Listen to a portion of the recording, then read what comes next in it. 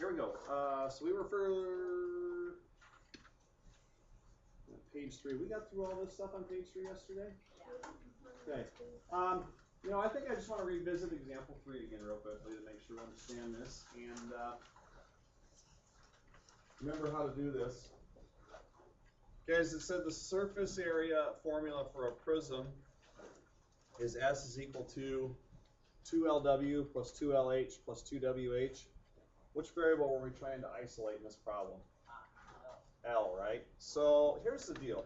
Do you guys agree there's only 2 terms up here with an L in there? 2LW and 2LH right there from yesterday? All agree with that? Okay. We had said yesterday that if you're going to isolate that term, you have to rewrite the problem so that anything with an L in it is on one side of the equation and anything without an L is on the other side, right?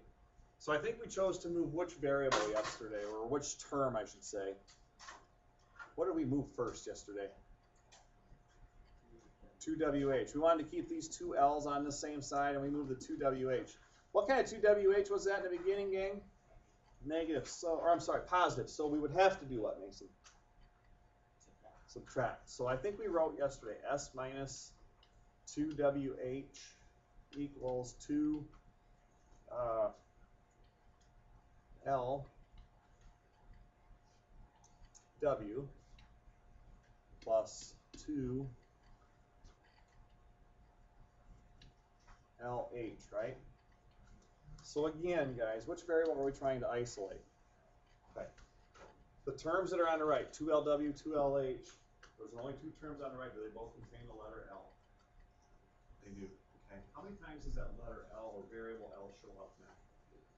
2 times. We would like to solve it only 1 time. So this is the part that we talked about yesterday. Hey, we're really good at distributing, but we need to know how to work backwards with the distributive properties. So how did that work yesterday, guys? How did we work the right side yesterday to take an expression here without parentheses and rewrite it as an expression with parentheses so as to go from 2 L's down to 1 L? What did we do yesterday? Okay, we pulled the L out of both terms, right? So we pull out front, and it leaves here, and it leaves here. And when I do that, guys, we've got to put a set of parentheses, and what's going to take the set of parentheses? The stuff that's left, right? The stuff that's left. So what was it again, Mason? 2W plus 2H. And this is still going to equal what on the left-hand side again? S minus 2WH. Great. Okay, so over here again, we're trying to isolate L. We have L times A. I think we coined it as a mess yesterday, didn't we? We have L times a mess. So how are you going to do multiplication of that mess to get L alone? Divide by the mess, right? What'd you do in school today? We made a mess. It was pretty cool. The mess was in parentheses.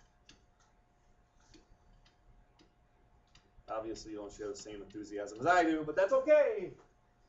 That's okay. What's going to happen to the 2W plus 2H in the numerator and the denominator on the right side now? They go.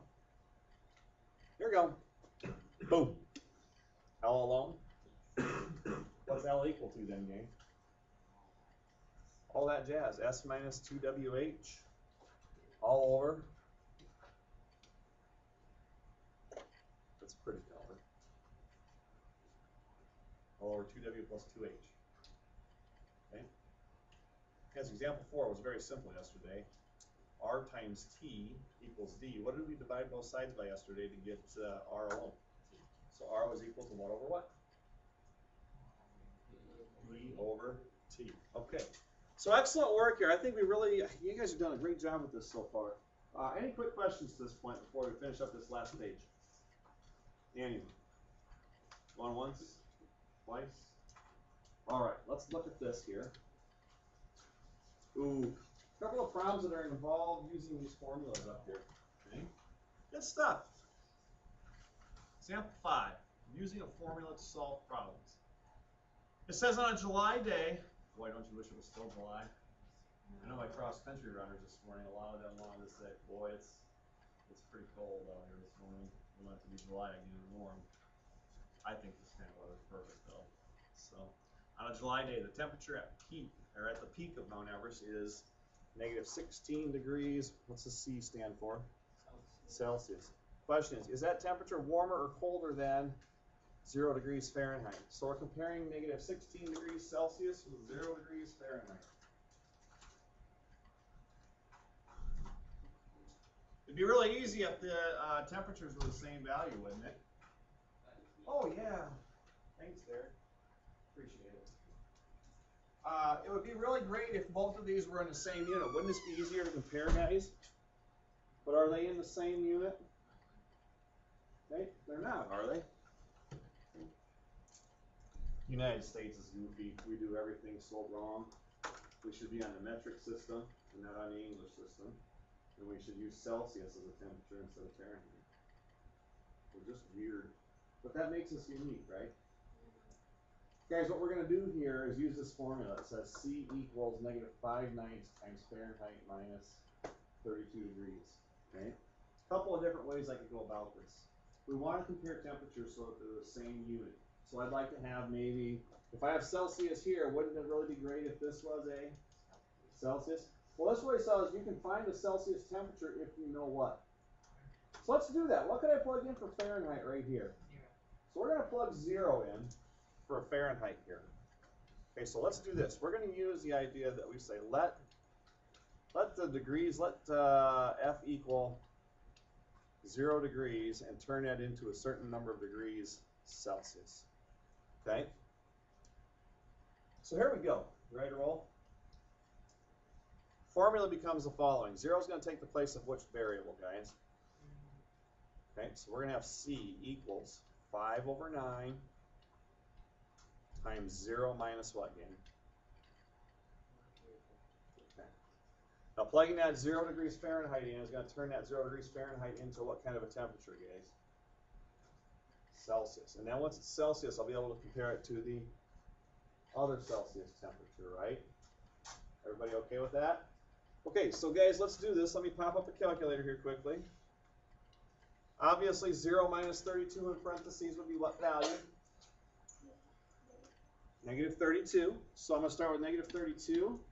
And then we're going to take this times the numerator and divide it by the denominator. So times what? 5 divided by 9. So times 5 and divide by 9. And when I do that, we get that 0 degrees Fahrenheit is really how many degrees Celsius? Okay, so here's what I'm going to say. 0 degrees Fahrenheit, remember that number. 0 degrees Fahrenheit is the same as -17.7 degrees Celsius. Okay, from that formula, that's what we derived, right? So we go back to this question. It says, on a July day, the temperature at the peak of Mount Everest is what? Is that temperature warmer or colder than 0 degrees Fahrenheit? Well, 0 degrees Fahrenheit is really that value right there, right? Which temperature is warmer? -16, isn't it? -16 is warmer than -17. So -16 degrees Celsius is actually warmer than 0 degrees Fahrenheit. Okay, so which temperature is warmer?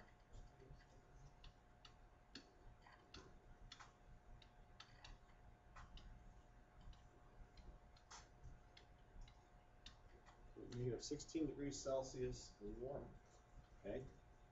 Anytime they ask you to compare stuff, you always want to make sure you're comparing the same units. If I'm comparing apples here, I better be comparing it to what over here? Apples to apples, right? I have cats over here. I have cats over here, right? Makes sense? All right, something like that, same line. All right, last example. Last example. Anytime you talk about an example where they talk about driving or going a certain distance at a certain speed, the one formula that should always jump out at you is a distance equal to what? Rate times what? Time. Okay? Anytime they talk about going somewhere. Anytime they talk about going somewhere.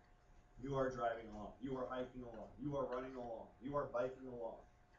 You are skateboarding along. You are tricycling along. Okay? That formula should jump right out at you. It says Dan drove how many miles, guys?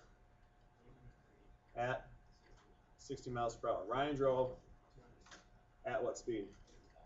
Question here says how much more time, all right, how much more, what's the word? Time. We know that we're going to be solving for some kind of a variable, which of the three up here? DR or T? T. How much more time did Dan drive than Ryan? Well, let's check it out. And use the formulas. Let's do it here for Dano. The Dano. Use your formula up there. Distance is equal to rate times time. How about Dan's distance? 300 and what? 30 miles. So I'm going to start over here. If this is the formula we're using for something like this, I'll say 330 miles. That's the distance traveled. He drove 330 miles and 60 miles per hour. Is that a rate or a time? It's a rate. Makes sense. What's our unknown now? T. Time. That's what we're trying to find, isn't it? All right. So we're going to write 60T here. How am I going to solve that simple equation, kids? Divide by 60. And when you do, what do you get? Did I hear 5.5 out there? 5.5 hours, right? Okay, so how long did Dan drive? Well, we want to know how many more hours he drove than Ryan did. Okay, so wouldn't it be good for us to know what Ryan's total drive time was? How am I going to figure out Ryan's total drive time, guys? So for Ryan here, we'll go 275 miles. That's the distance. That's going to equal the rate of how fast? 55 miles an hour times T. Okay? Same process. What are you dividing by when you do that? Divide by 55. What do you get for T? Okay, he drove for 5 hours then, right? So to answer our question right here, how much more time did Dan travel than Ryan? What are you going to say? 0.5 or half an hour, right? Half an hour. Does that make sense? Do 5.5 minus the 5 there? Everybody on board with this stuff? Okay. What questions have you guys got about your notes right now? Feel pretty good about it? Tori and Anna, again, I'd encourage you guys, try and get part 1 down if you can. I don't care if you get notes from somebody, and if you understand it, great. If you don't, I might encourage you to jump on and watch the lesson that you missed yesterday, okay? All right, well, let me stop this recording here quickly, and I'll kind of tell you what it is that we're going to do to finish up the